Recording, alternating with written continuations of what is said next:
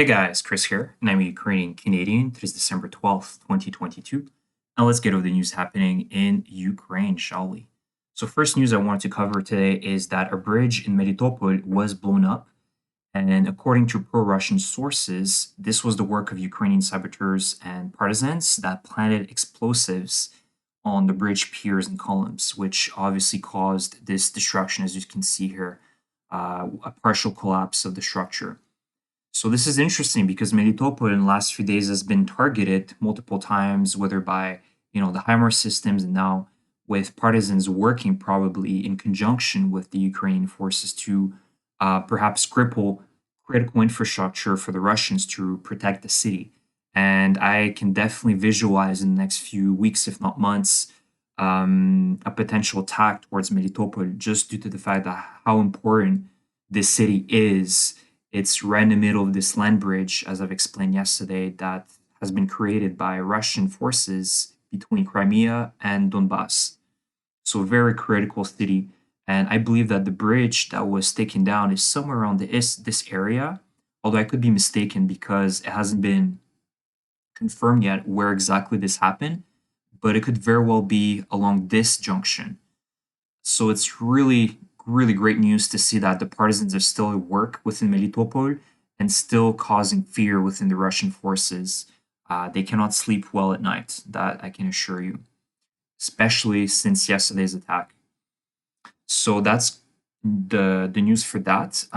Next thing I wanted to cover today is some pro-Russian channels are currently panicking, and some of their messages are really proof of that. So this is a pro-Russian channel on Telegram. It has over 100,000 subscribers, so a lot of pro-Russians do get their daily propaganda from there.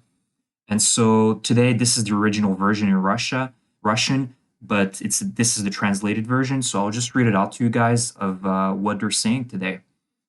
So this war must be won, and if we want to preserve Russia, Igor Strelkov, who returned from the front, recorded a long video where he expressed his opinions about the situation in the country. The most important thing that Igor Ivanovich said was that Russia needs to win this war. Otherwise, everyone will suffer from its consequences. It is impossible not to understand Strelkov. He returned from the front to Moscow, a stronghold of people who still do not understand what is happening and what all of this personally threatens them, not just the country. This war really needs to be won. Even if you're not interested in politics and you do not care about the territorial integrity of your country, because you shouldn't be naively believing that if we lose this war, you will not see it. Instead of fighting at the front near Bakhmut, you will have to watch a civil war or foreign intervention literally outside of your window, with understandable consequences for you or your relatives. American soldiers on Humvees will cut through your city and shoot at everyone around exactly the same way as they did in Baghdad. So the choice in the current realities is limited to two options. Either you do your best to support the front for the sake of victory now, or after some time the front will pass in the area of your home. And you will have to support it based on the instinct of self-preservation. Fortunately, now we're only at the beginning of this long military journey. I thought it was a special military operation. Come on, guys. It is not too late to start sharpening pikes against the Ukrainian invaders. Ukrainian invaders. There's so much lunacy behind this message, but just the fact that they believe that American soldiers are going to be, driving around Russian cities, killing civilians, and that the Ukrainians are going to invade Russia is lunacy. And the fact that they call this Ukrainians as invaders is even more of a portrait of how insane this propaganda is and how Russians truly believe that the Ukrainians are the reason for this war and that if just the Ukrainians would put down their arms, everything will go back to normal. So you can see that this is good news because this wasn't the attitude a few months ago. These pro-Russian channels were talking about quick victory, taking Ukraine in less than a month and toppling down the government in less than a week. And, the Ukrainians are our friends and they'll just accept, Russia controlling Ukraine. None of that happened. And now they're in clear panic because they realize how much they messed up throughout this entire campaign. And the fact that they still can't call it a war is just, hilarious in my opinion. So there's more fires today happening in Russia, and one is in Moscow, again, another shopping mall that is somewhere in the outskirts of Moscow that is in flames. And this is a rubber factory in another city in Russia that probably produces tires and other rubber goods. So this begs the question is what is the cause behind all of these fires? If you guys don't remember, last week there's another massive shopping mall that took fire in Moscow. And according to the Russian sources, they blamed the bad job of a welder for the cause of the fire. So I think that aside from, the jokes that Ivan is smoking too much and, the Russians should stop smoking, I think if we look at it realistically, I think this is the clear display of the Russian economic situation and the precarious situation that the Russians are in right now. Hundreds of thousands of mobilized men are sent to the front lines in Ukraine. This obviously means less skilled work within Russia. So that means that some of the people that perhaps were maintaining, more experienced workers that were maintaining, repairing, building these facilities are no longer. And this probably brings, foreign workers from poor countries, specifically from Kyrgyzstan, Tajikistan, the poor ex-Soviet Asian countries, to go there and probably make, bad jobs. Or, they don't have the experience, so they kind of do things like this. And this is probably one of the reasons. Second of all, it could also be the fact that some of these workers probably aren't getting paid. You know the deal how it is in Russia. We've seen these mobilized soldiers not being paid on time or not being paid what they were owed by the Russian state. And so this could very well be the same example of a worker that did the job, wasn't paid, and then he just decided to do retribution by burning down a shopping mall or burning down the factory, right? Didn't get his paycheck. Well, screw you. So I think this is more of a likely theory, in my opinion, but we'll see. We'll see. And last thing is an update on the front lines. So everything is pretty much stable. Bakhmut is still being, constantly pounded by the Russians on a daily basis. But the good news comes from Kreminna, a little bit more north, where the Ukrainians are really, really pushing and inching closer to Kreminna. There are some confirmations that the Ukrainian forces have taken partial control of this forest, which is the Serebryanka forest, which is very close to Kreminna. So you can see that there is kind of a pincer movement here from the north and from the south of the city. So the Ukrainian forces are trying to encircle. You can see that the P66 highway on the north, in the north of Kreminna, is already under Ukrainian control, or at least fire control. The only thing left to really take control completely of this town is taking control of the south part of this highway, which is still far away. So within the next few weeks, hopefully by the end of this year, the Ukrainian forces managed to get a breakthrough through Kreminna. And if we look at the map again, Kreminna is just north of Bakhmut, so it's right here. It is right here, and so the Ukrainians are really trying to now push more and more towards this highway in the south, and trying to completely control this area, which will allow them to cross the highway and then perhaps encircle the Russian forces from the back through these forests east of Kreminna. So this would be an entire encirclement of the Russian forces. The collapse of Kreminna would mean that the Ukrainian forces are set to then, in next year, take Severodonetsk and Lysychansk, because this is a direct route that leads into Severodonetsk, which will cause a lot of problems for the Russian forces if they're going all into Bakhmut. But I think that their focus should be really towards reinforcing this if they really want to save face, because everything that they're doing here is going to be counterbalanced by what the Ukrainians are doing here. And I think that the Ukrainians have the upper hand in terms of gaining more ground that the Russians have in taking Bakhmut and then pushing here, which will be very difficult for them.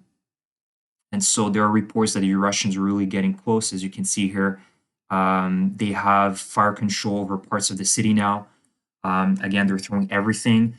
There have been reports yesterday as well in Bakhmut that the 93rd Brigade, which was tasked to defend the city, has had a rotation. So there's another brigade, if I'm not mistaken, it's the 24th military brigade that is rotating to give a much well-deserved rest for the 93rd brigade forces. These guys have given their lives, blood and sweat and tears to defend the city. And so that's good news that there's fresh defenders coming into the city to protect and defend at all costs. So this has become a very costly war for the Russians, but also for the Ukrainian side. So we'll have to see what's going on, but the Russians are gaining some ground in this area. Apart from that, nothing really else going on. The Russians are really trying to push on this entire axis. But apart from that, Kherson is quiet. Zaporizhia, we're still waiting for a major offensive in the next few months. So we'll see what's going on, and I'll keep you guys updated with that. Now, let's head to the videos. First video. So this is new Russian armor going to the military. Let's see what they are building now. Tractors. 4x4 tractors. I love how they slapped big LED light like this. I have to say, this is hilarious. Like, I can just imagine like 20 Russian soldiers on these tractors heading to the front lines in Bakhmut. Great idea. This would be cool for a farmer, but I'm not sure about a Russian soldier driving on this, exposed with sniper fire in front of him. Like, this is just a suicide plan. And the sad little 4x4. This is all Russia can offer as humanitarian aid to their soldiers. Still funny nonetheless.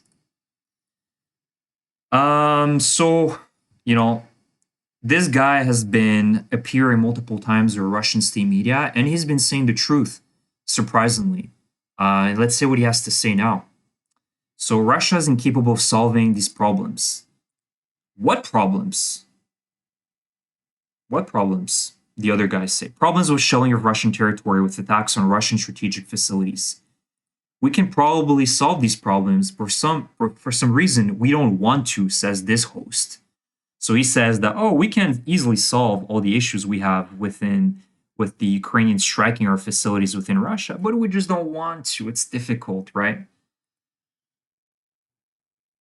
There's no way. What solution is possible? There is no solution, says this guy. Striking at the decision-making centers in Kiev, says him. They've already been struck. Haven't led to anything. There have been massive attacks on decision-making centers for weeks, more than a month now.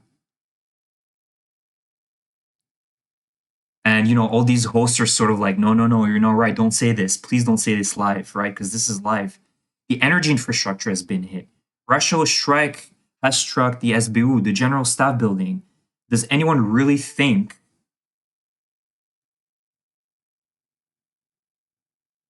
the Ukrainians will stop using drones and other methods of attacking Russia and Russian facilities after that? And he's completely right. This only will anger the Ukrainians even more. It will only make Ukrainians resolve even stronger, knowing that the Russians are really determined to cripple and kill Ukrainians too cold, right? And he's correct. And what he gets is a bunch of rebuttals from other hosts saying that you're not right, it's easy to solve, drone attacks is no big deal. But in reality, it's a big deal in Russia because, as far as I'm concerned, the skies of Russia seem to be not protected at all. And that's a huge issue because, as we've seen, some of the biggest military assets and facilities within Russia, these air bases have been struck multiple times by Ukrainian drones. So this is, you can see that there are some people that are realistic within Russia and telling the truth, but, it's good that we still have some deniers within the Russian state that kind of try to portray as everything is okay. And another humanitarian aid package for the Russian soldiers, but what is that? Let's see. So some Russian soldiers opening some boxes that were supposed to be, humanitarian aid and packages coming from Russia. And cream, that's always useful when you're on the front lines. Could be spread on bread, yeah, if you're really hungry. Box full of soap, all right, soap can be fine. Box full of miner's cream. And the formal dress, shirt. So that's what the Russian soldiers are getting. So you can bet that somebody's probably pocketing some of the goods that are being sent out to the Russian soldiers and giving all the scraps to the Russian mobilized soldiers to the front lines. Again, you can see that the corruption is top to bottom within Russia. All of this humanitarian aid that was supposed to go to the soldiers, they just get the scraps, and they're not even getting food. They're getting hand creams and some button-down shirts, probably to get them ready for the interviews while they'll be captured by the Ukrainian forces. Maybe that's that. So you can see that the Russian soul doesn't even care about their own soldiers and their own victory. So how can you expect a Russian victory after all of this that we've witnessed? That's it, guys. I thank you so much for the support. Really a huge thank you. Please subscribe to my channel if you haven't. If you enjoy my content, I try to post regularly on this channel. And leave me a comment about what you thought about this video and like the video as well. Thank you so much, and I will see you in the next video.